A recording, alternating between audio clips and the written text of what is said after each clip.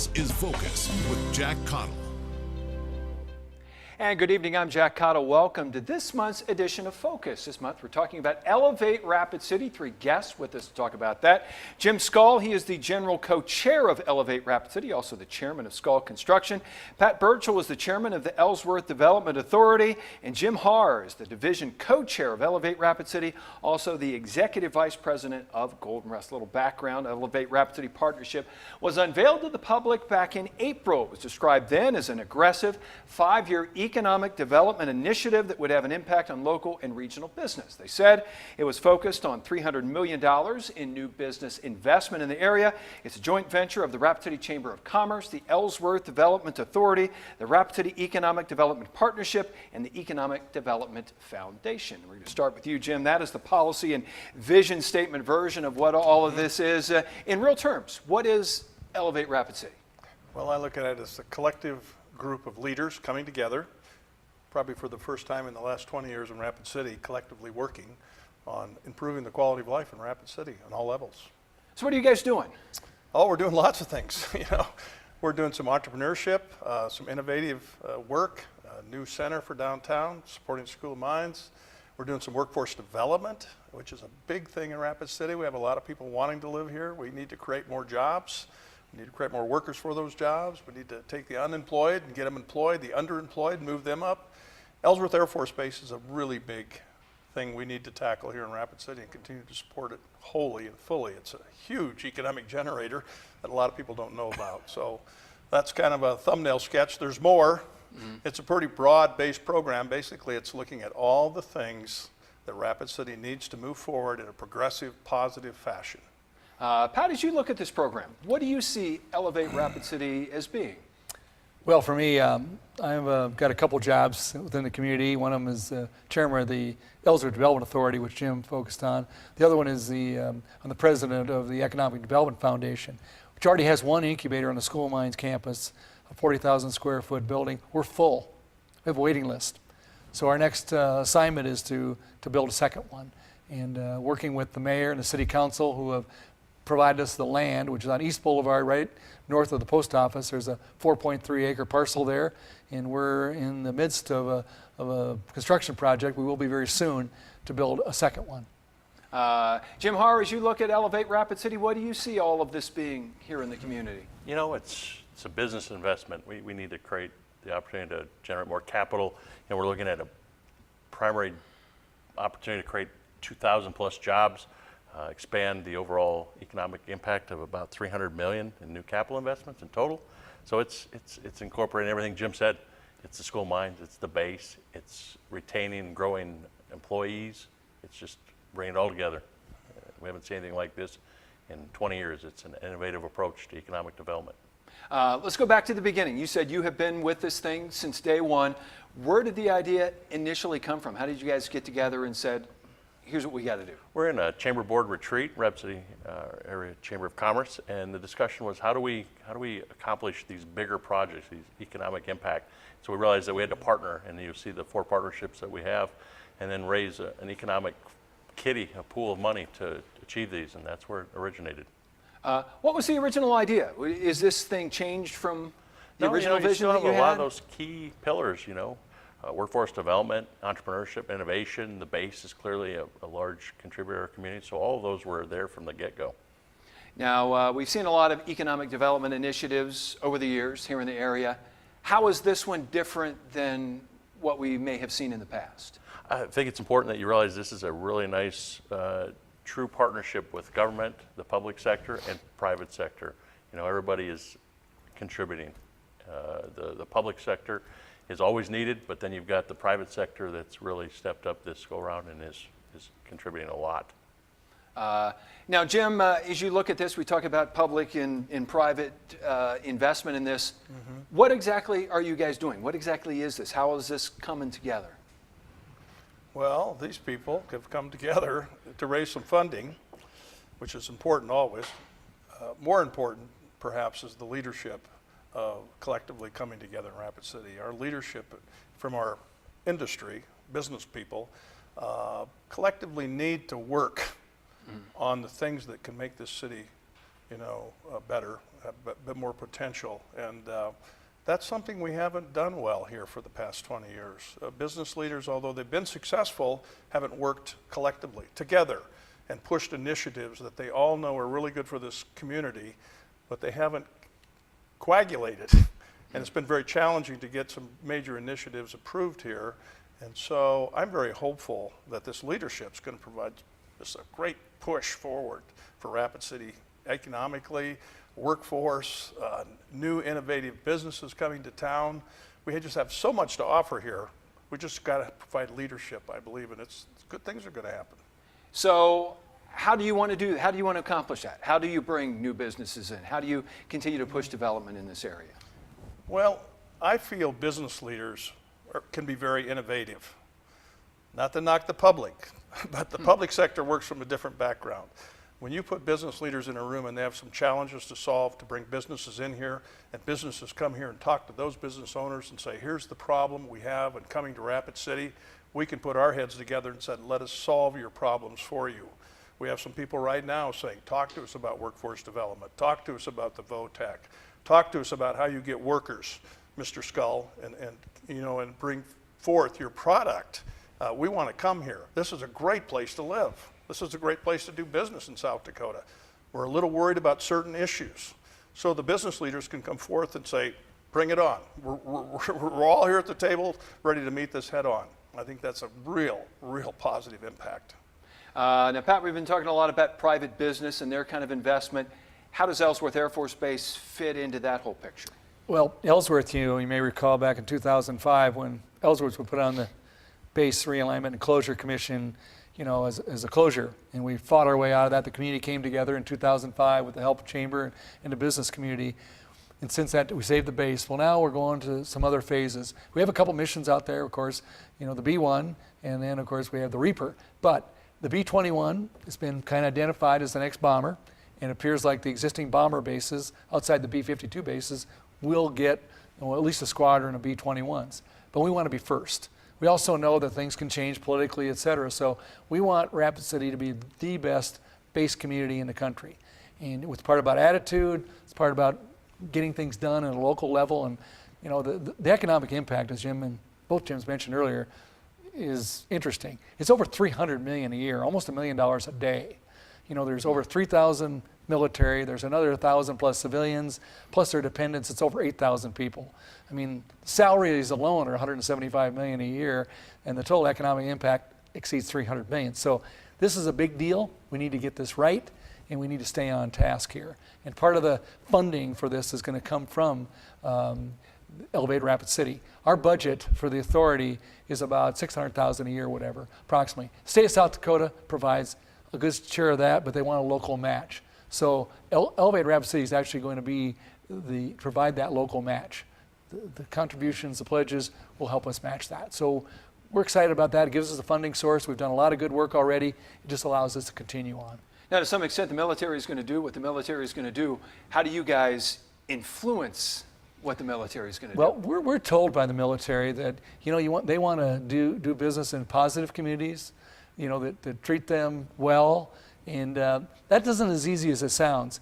All the communities in the United States that have a base of any kind are still in the same game.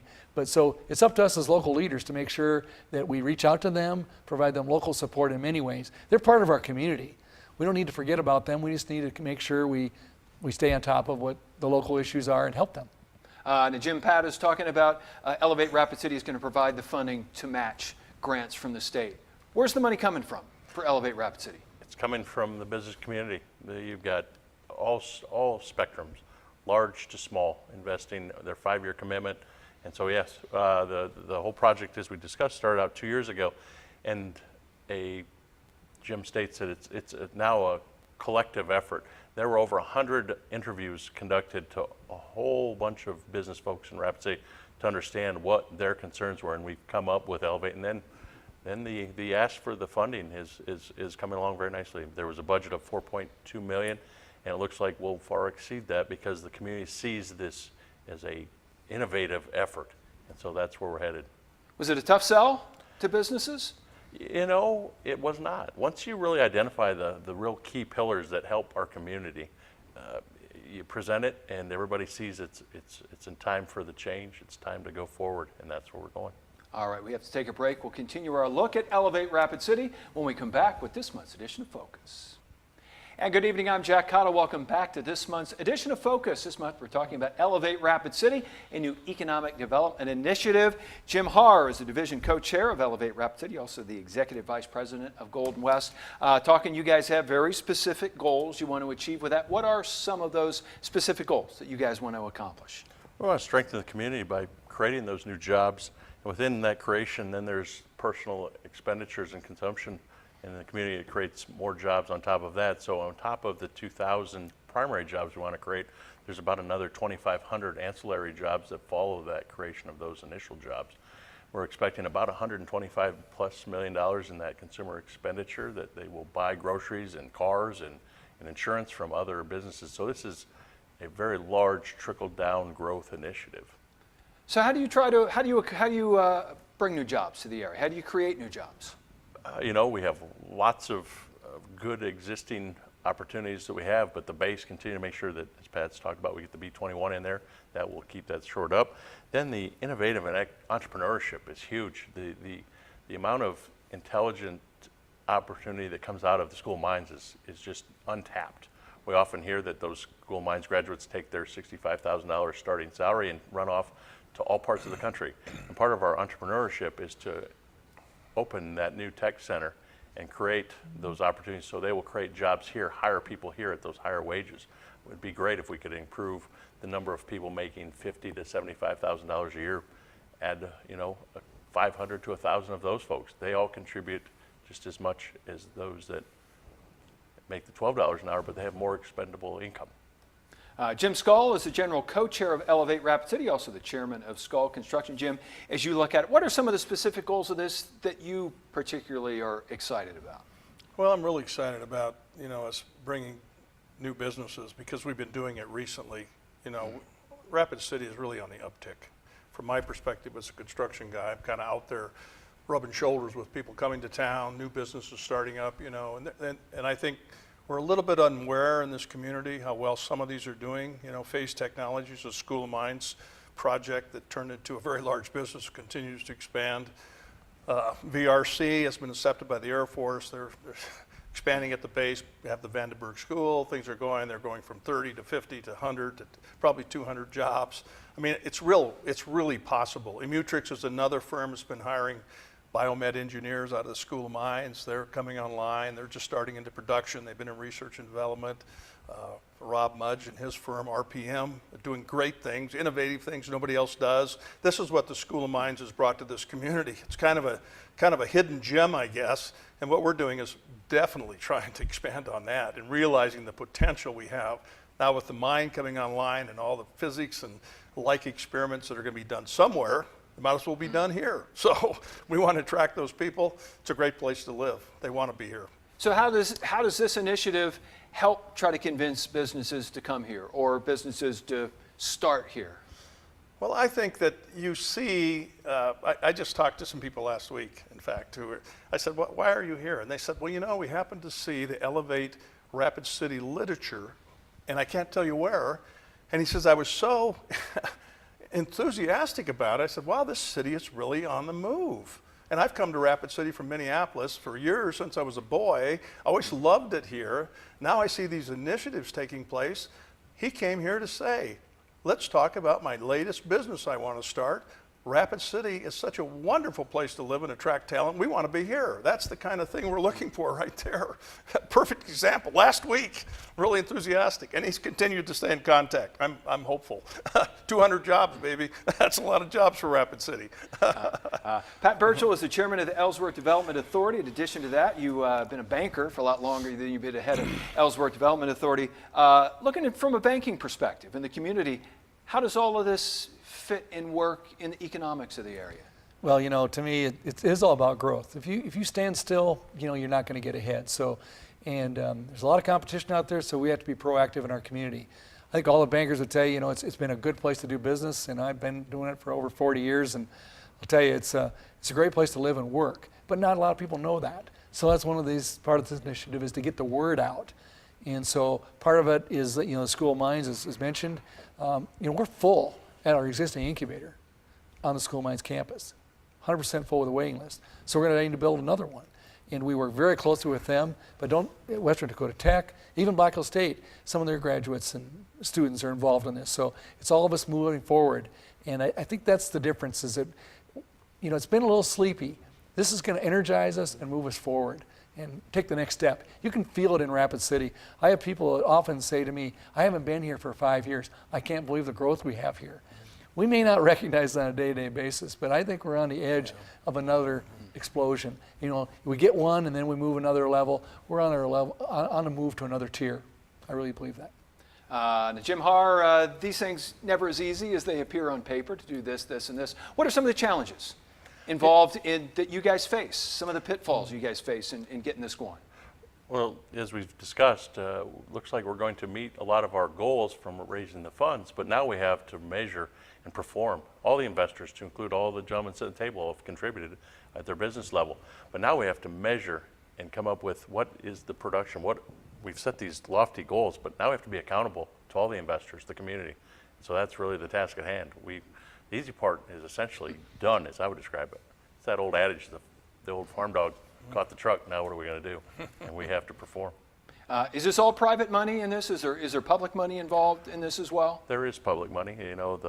The public sector is going to jump in there, and so yes, it's very innovative in that we have a nice mix. It's hopefully about a 60 private sector contribution to this investment. Hopefully, it will be about 40% on the public sector.